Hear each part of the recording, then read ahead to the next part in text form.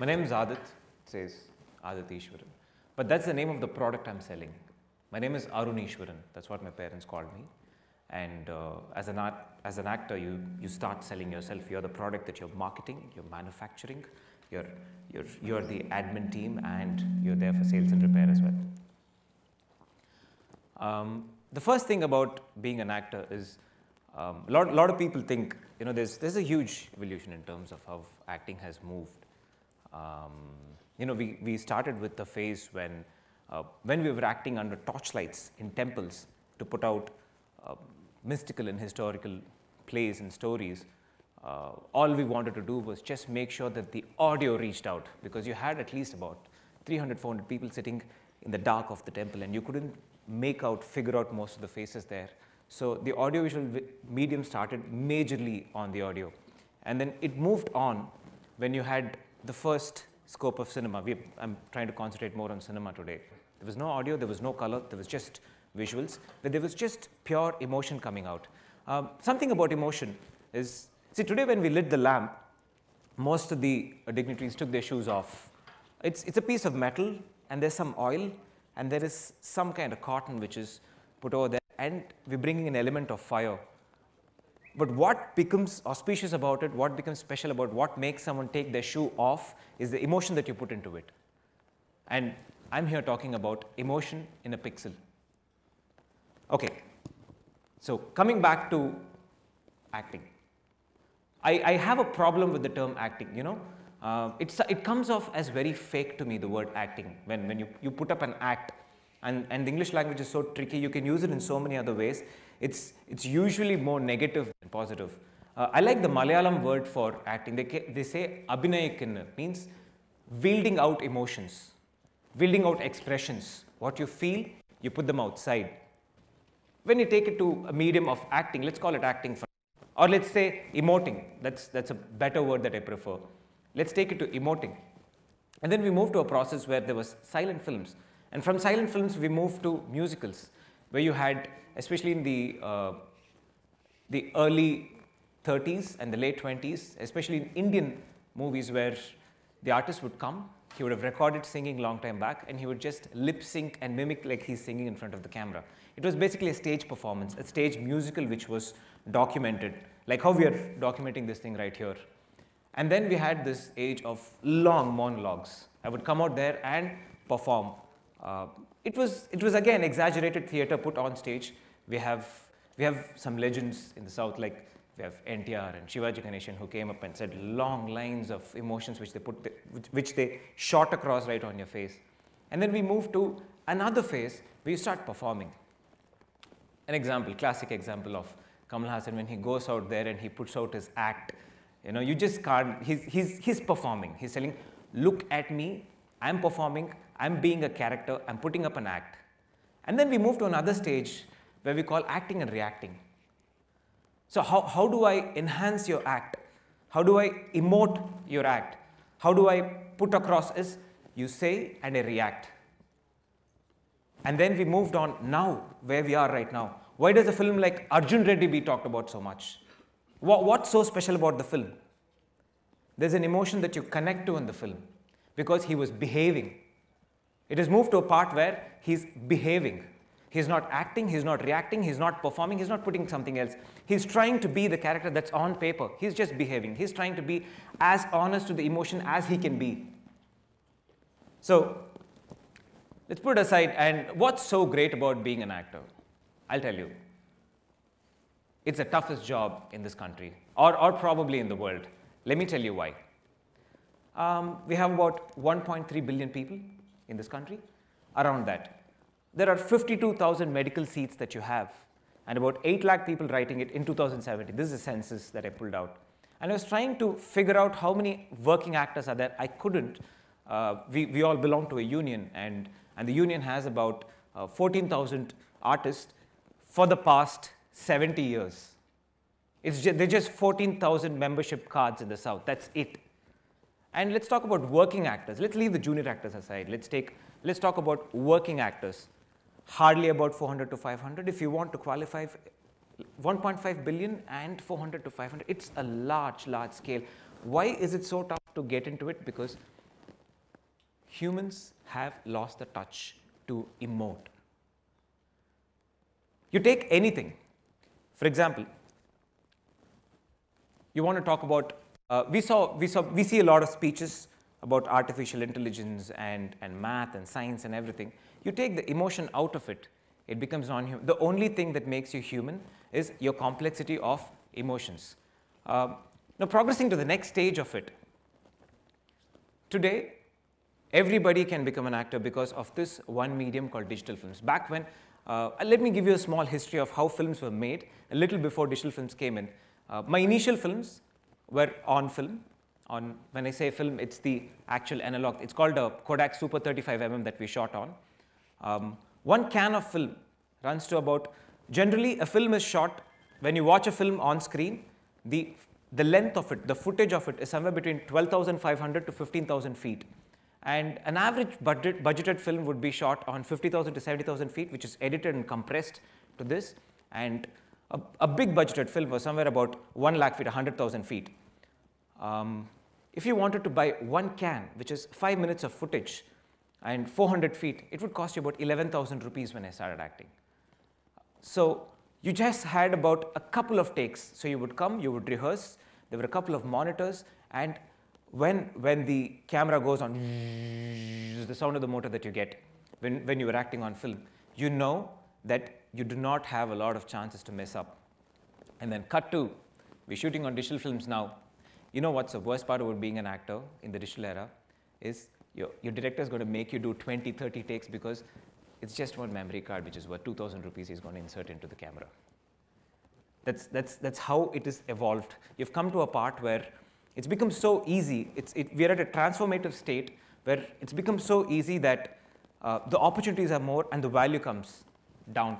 See, Oscar Wilde said, they know the price of everything and the value of nothing. How do you add value to that emotion? Okay. See, when an actor prepares, there are so many ways that we train. We learn to stand under the light.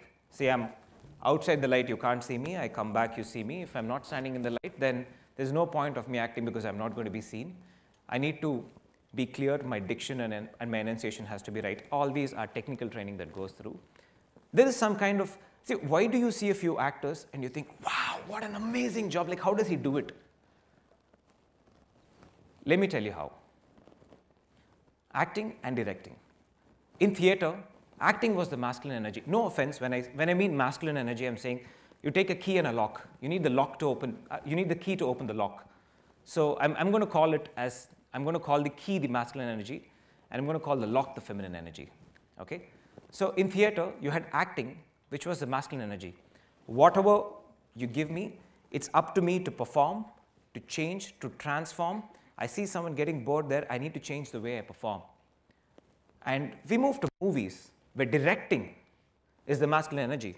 I do not decide what, I have limited scope as to what I can do. That's why all the star kids want to become actors and none of them want to become directors because it's a very, very tough job. It's easier being an actor today. So when you're taking this acting as a feminine energy in movies, you don't have a big scope. You really need to follow the directions of your director. And let me tell you, directors are usually cuckoo. If they were normal, they wouldn't be writing scripts. You know, man is a creature of habit, and only when you break habit, you become creative. They're creative for a reason. So to understand, you know, something that you read on paper that they've put across might be so absurd that you don't relate to it at all. Like, I never lived in a very remote part of the country where I'm farming, where I'm a potato farmer. So he wants me to play a potato farmer from a very remote part of the country. I can probably go see how he dresses, I can get my makeup on, I can get those clothes on, I can observe to a certain amount, but how do I think like he does? That is the most important part of an actor where you start emoting. Let me give you a personal experience. You know, I was doing a lot of theater and a lot of these short films, and I wanted to up my game and become a better actor. So somebody told me, you know what, go find yourself. Stanislavski, he's the biggest syllabus in emoting history. And he says soul searching, your spiritual quest, is one important way that you can become an important actor. I did not understand the connection between a spiritual quest and emoting. So I said, okay. And one of a tool that he had given was traveling. And I was backpacking in Cambodia. If you know my friends, they're going to tell you that, did he tell you the Cambodian story? It's one of my favorite places that I've been to. So in Cambodia, I was there backpacking alone. And you have these killing fields. I'm sure you guys have heard of Pol Pot. For the ones who haven't, Pol Pot was a cruel military dictator who was there who ruled over, or who had a stronger reign in the late 70s in Cambodia. And he believed that he was a strong communist, not the right communist, but a strong communist. He believed that you need not have doctors, professors, scientists, etc. He believed everybody had to be equal. He just picked people up, professionals, and put them in farms and made them farm. And if you objected, he would take you to the killing fields and shoot you down while they played the party propaganda. So I'm there, and you have a 7-storied building of just skulls and bones stacked up there. And you have this audio tour that you can put on. You can walk around, and they tell you about what's happening when you get to each point. And see, I was not a very cruel guy. I didn't want people to die. Nor was I a great guy when you see somebody in poverty and you go down for, no. I was just another guy. And you go there, you walk around. So they have this tree called the death tree.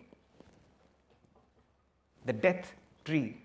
They had infants below 1-year-old grab them by the leg and smash their heads across the tree, because they did not want to waste time killing the babies. And I could not stop myself but kneel down and weep.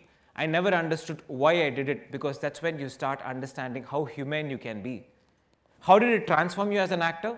You come back, you learn, you decide, you learn how to look at something without a filter. You try to see something as a human. That's when you start understanding your director's vision. And especially with digital, because there are so many, like everybody can make a film now. You can shoot, you can go back into your classrooms, you can go back into your houses and offices and shoot a film and upload it wherever you want. That's the accessibility that is, like Jim Jannard, the guy, he was the founder of Oakley. He came for this camera in 2007. He said, go out, make those digital films. Art does not change. The medium changes, art does not change. Let it be a pixel or a film or a floppy disk or anything. When you put the right emotion into something, it stays pure, it stays right, it communicates out right. And something I would like to mention to most people, if you take human history, if you take Earth's history, we have about 4.5 billion years of Earth's history. If I put it on a map, if I scale it to a 24-hour map, let's say the first form of life started somewhere near 4 a.m. in the morning, which was a single-cell organism. The next change was not till 8 p.m. And we are somewhere near 1150-ish. So we only have about 9 minutes. The whole Homo sapien history has only 9 minutes. Dinosaurs were older. They had at least 45 minutes. They had a way better screen space than us. We are actually the side characters in Earth's movie. That's how insignificant we are. And why is this insignificance? And Earth has gone through the maximum transformation in these 10 minutes because of that emotion. Control your emotion. Use the right emotions. A medium is changed. A lot of transformation is happening. That does not mean that emotions go out. And emotions are a huge network, and how you transform them makes all the difference.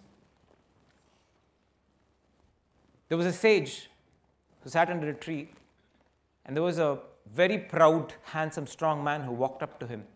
The sage saw him, he was very proud, and he wanted to tell him something. He wanted to teach him something. He asked him, where does a thought come from? He said, from my head.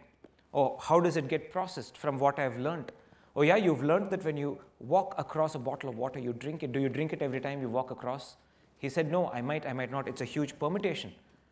So there is some kind of an external force than just your experience that is coming into play. So keep your thoughts clean. Keep your emotions clean. What comes out, what you feed is what comes out. And the biggest source for this emotion and the spiritual travel, that the medium that I used was acting and emoting. But I think the most important thing in the pixel world today is getting the right emotion, control your anger, put out love. Have a great one. Thank you.